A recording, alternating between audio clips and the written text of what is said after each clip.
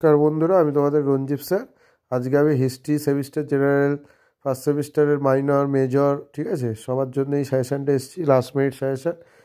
এটা 5 ও 10-এর খুব ইম্পর্টেন্ট কোশ্চেনগুলো আমি এনেছি, দেখে নাও তোমরা। ভারতের নবপ্রস্তর যুগের প্রধান বৈশিষ্ট্যগুলি আলোচনা করো।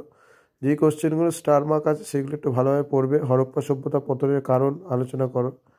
ঋগ বৈদিক যুগে সামাজিক জীবনের একটি সংক্ষিপ্ত বিবরণ দাও। ষোড়শ মহাজনপদের ওপর একটি টিকা লেখো। আলেকজান্ডারের ভারত আক্রমণের ফলাফল আলোচনা করো। ঠিক আছে, এই কোশ্চেনটা খুব ইম্পর্টেন্ট কোশ্চেন।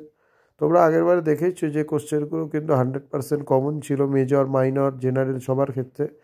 কারোর যদি পিডিএফ বা নোটস দরকার হয় হোয়াটসঅ্যাপে যোগাযোগ করো। মগধের উত্থানের পেছনে কারণগুলি আলোচনা করো। অশোকের কলিঙ্গ যুদ্ধের তাৎপর্য আলোচনা করো। গান্ধার শিল্পের মূল বৈশিষ্ট্যগুলি আলোচনা করো। প্রাচীন ভারতীয় ইতিহাসে সাহিত্যিক উপাদানের গুরুত্ব আলোচনা করো। হরপ্পার নগর পরিকল্পনা আলোচনা করো। মৌর্য যুগের কেন্দ্রীয় প্রশাসন ব্যবস্থা আলোচনা করো। অশোকের ধর্ম সম্পর্কে আলোচনা করো। কুষাণ যুগের রাজনৈতিক সংস্কৃতি যুগ সম্পর্কে আলোচনা করো। দেখো, দেশীয় সাহিত্যের উপাদান গুরুত্ব, এই কোশ্চেনটা খুব ইম্পর্টেন্ট কোশ্চেন, বড় কোশ্চেনে। ঠিক আছে, মধ্যপ্রস্তর যুগে শিল্প সম্পর্কে আলোচনা করো। হরপ্পার সংস্কৃতি আলোচনা করো। ঋগ বৈদিক যুগে সামাজিক অর্থনৈতিক জীবন আলোচনা করো। ষোড়শ মহাজনপদ সম্পর্কে আলোচনা। মেগালিথ টিকা 5 নম্বরে।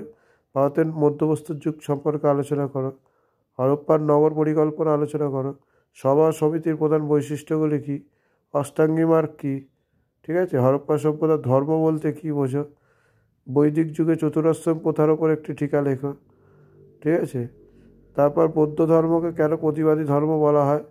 জৈন ধর্মকে কেন প্রতিবাদী ধর্ম বলা হয়? ঠিক আছে, হরপ্পা সভ্যতার পতনের মূল কারণগুলি আলোচনা করো। আর্য সমস্যা বিশ্লেষণ আলোচনা করো।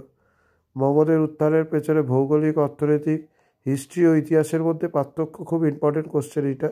এইগুলো করো, আসবে। কারোর পিডিএফ দরকার হলে হোয়াটসঅ্যাপে